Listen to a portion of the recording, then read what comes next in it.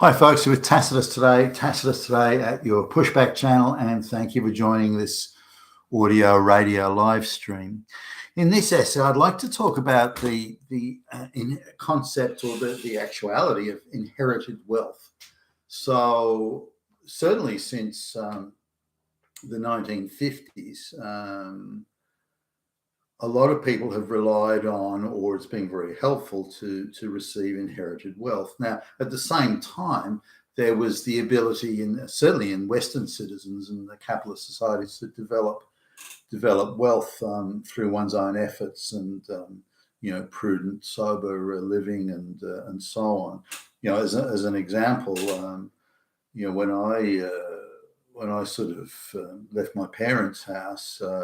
I had absolutely nothing, and was able to, acquire houses and land and so on without any handouts or inheritances, just through my own, hard work and study and making the extra effort and so on.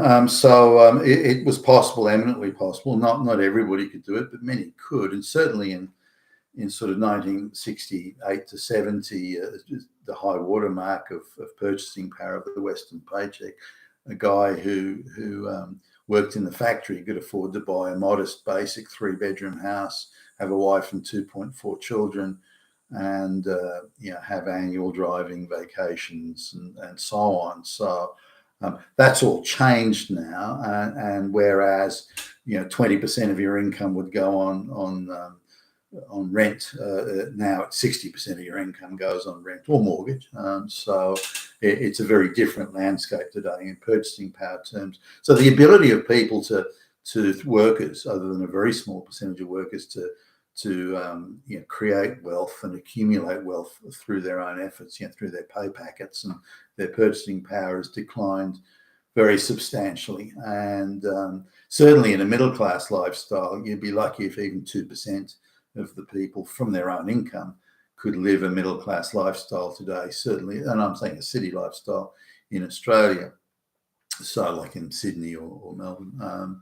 So that's gone from 70% plus could afford that a lifestyle to now 2% could afford it. So even if we're generous and say 5% of workers could afford it, that'd be it.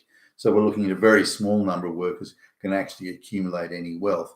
So only a very small number of people will be able to hand something on to the next generation. And those people who are well off, often have, not all, but often have, more than 1 or 2 children. So not all of them, but often do. And so that whatever they leave behind has to be split amongst those children. But this is the last generation. The generation is retiring, now, today, at the moment. They're the last generation that could afford home ownership and could accumulate wealth from their own efforts, through their own pay packet. The last generation that because they were the last generation to accumulate that sort of wealth, they're therefore the last generation to hand something on to their children. So that is a seismic shift in wealth distribution, wealth accumulation, in this case through inheritance. And so this will have a devastating effect on wealth, say 2 or 3 generations from now, or even the next generation. So if you're not going to inherit anything, and 95% of the people have jobs that won't allow you to accumulate wealth through your own efforts and ingenuity and hard work, then you're going to look at 95% of the people will be living as effectively through wages, living as subsistence peasants. Come the next generation. Now, when I look at this, just the people in the street that I live in, the people under the age of, say, 50 who own their house or have bought a house or who own it outright, those people, without exception, have been able to buy their property only through inheritance. None of them have jobs that would pay anywhere near the amount of money that you would need to buy a property. You can't buy a $2 million property on a $50,000 a year, $60,000 a year job. You can't do it. So unless there are other huge shifts like intergenerational mortgages that can be spread across 3, 4, 5 generations, whatever, those type of things. But aside from that, none of these people could afford to buy it. They'd only be able to buy the house through inheritance.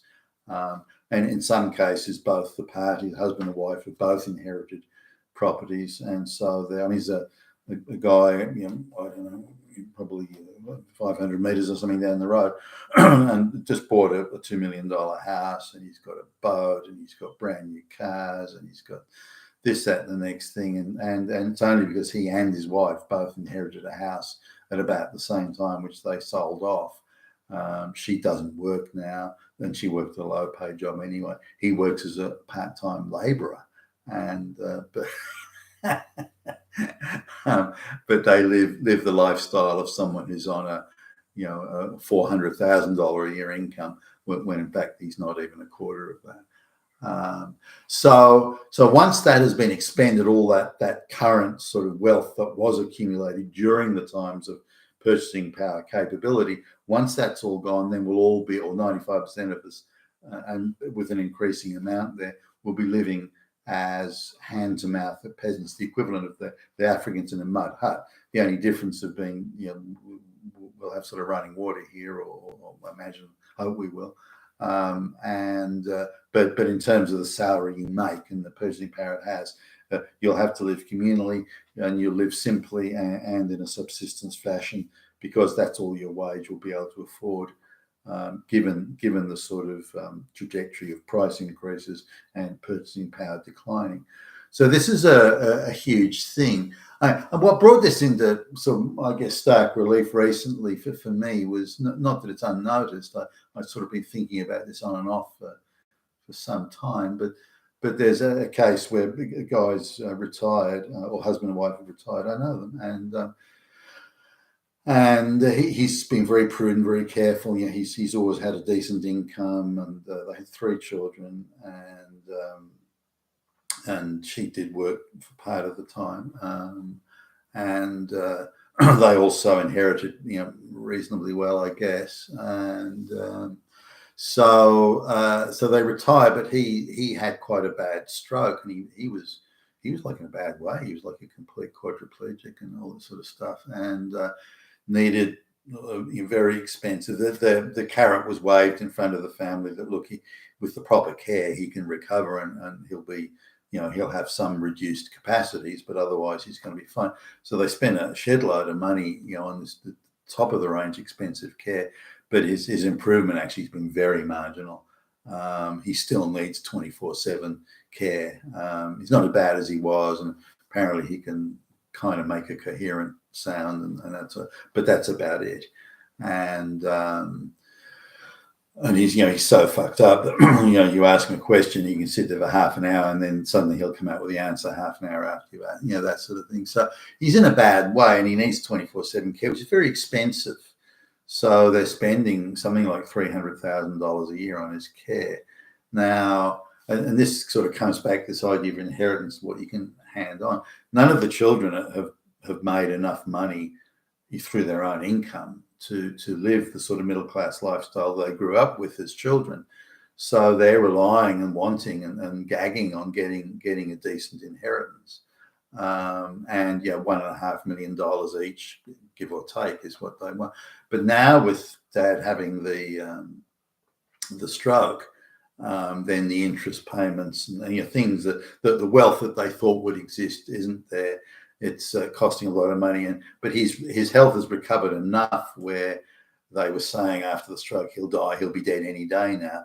Now the doctors are saying, well, look, he could be around for years, but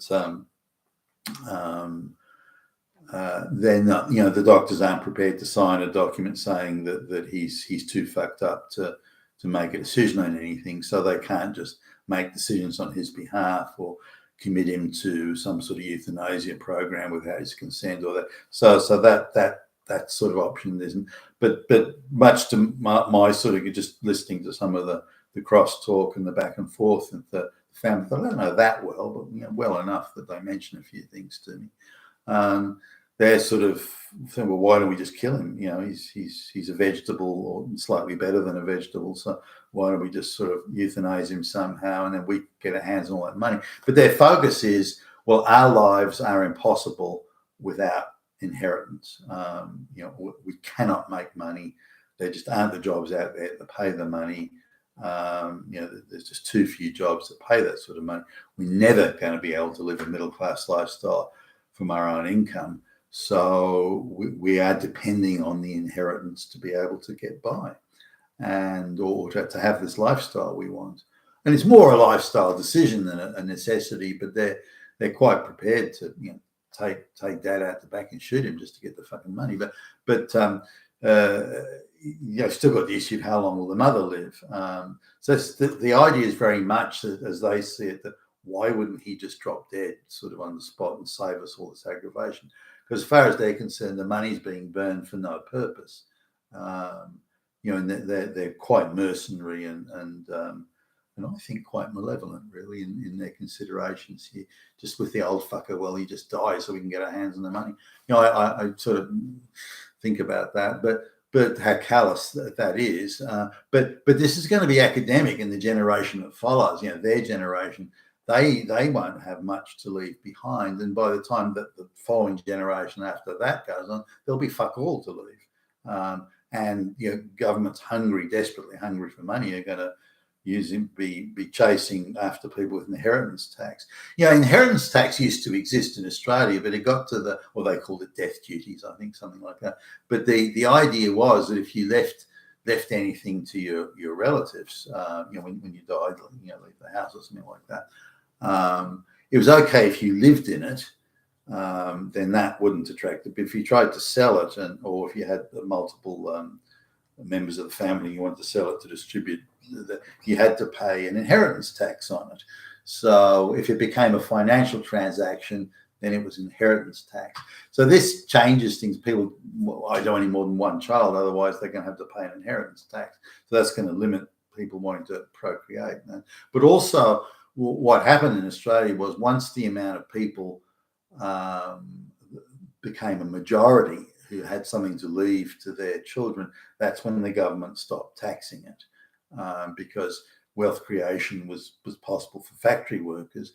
And then the number, you know, used to be a very small number of people had something to hand on. So therefore an inheritance tax was applied under certain conditions with so that the very rich could exit it or do it via trust funds, that sort of thing.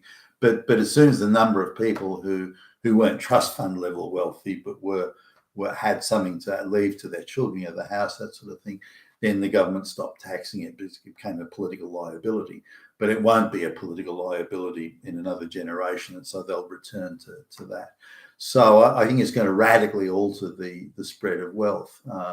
And the type of people who are getting wealthy through inheritance, again, labourers and things like that, who are inheriting multi-million-dollar houses, and that's just the people who've never worked for anything, they've never created any wealth. You know, there's one guy I know, he's just lazy as fuck, you know, but his mother acquired the house through divorce, so she did nothing to earn it. Then she dies from cancer, he inherits it, and he's done nothing to earn it. So now, you know, through inheritance, there's a large number of people who are living artificially high lifestyles, even though they've done nothing or achieved nothing or produced nothing or created nothing. But regardless, this idea of inheritance and thing where you get the majority of people working under the age of 50 today, majority of people will have nothing to hand on unless they in turn can inherit something and hang on to it and then hand it on. But this idea of inheritance is the concept of it, and the wealth that's distributed and the manner in which it's distributed and to whom it is going to change. Again, we come back to communal living here as being, if your family does own a house, then your only choice is that the whole family, you know, like all the children, you know, live in that house with their family, maybe extended or something like that. But it's going to have to go to communal living, because if you want to disperse that wealth amongst multiple children, or you want to have it subject to inheritance tax, then that's going to fritter away that wealth, so that you're hardly getting anything anyway.